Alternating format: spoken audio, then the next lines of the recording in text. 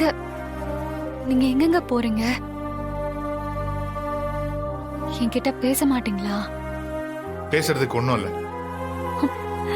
வழி விடு. என்னங்க?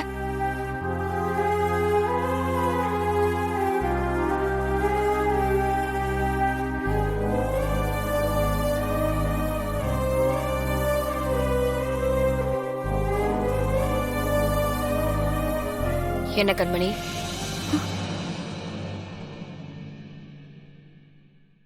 மாமா உன்னை அவாய்ட் பண்ணிட்டு போறாரா? உன்கிட்ட பேச மாட்டேன்னு சொல்றாரா?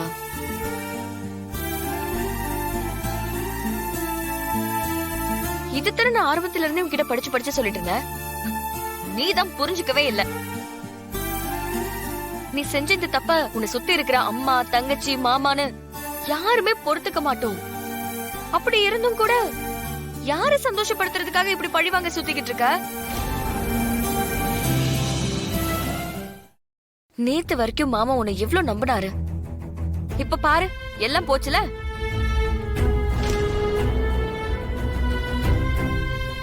என்னடி பண்ணிக்கிட்டு இருக்க? இல்ல, நீ என்ன நோக்கத்தோட இந்த வீட்டுக்குள்ள இருக்கங்கிறது எனக்கு மட்டும்தான் தெரியும்.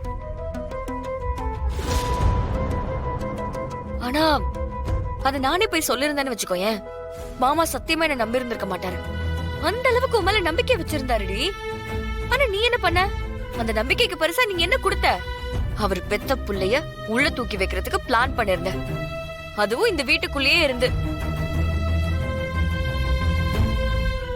நான் இத முன்னாடி ஓபன் பண்ணிருந்தேன்னு வச்சுக்கோயேன், எப்பவோ பிரச்சனை எல்லாம் முடிஞ்சிருக்கும்.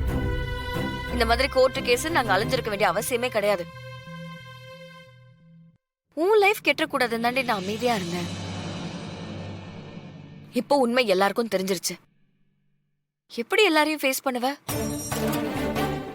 இல்ல, இவங்க யாருமே இல்லாம உன்னால தனியா வாழ்ந்துட முடியுமா?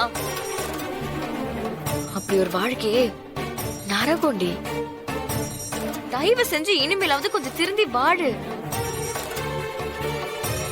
உன்னை சுத்தி இருக்கிற யார்கிட்டயுமே நீ உண்மையா இல்லாம போலியா வாழ்ந்து என்னடி சாதிக்க போற?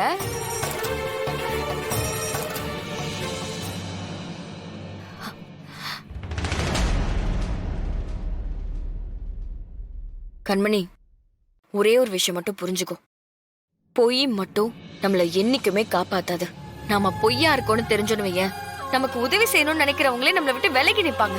நீ இப்ப இந்த நிலைமையில தான் இருக்க.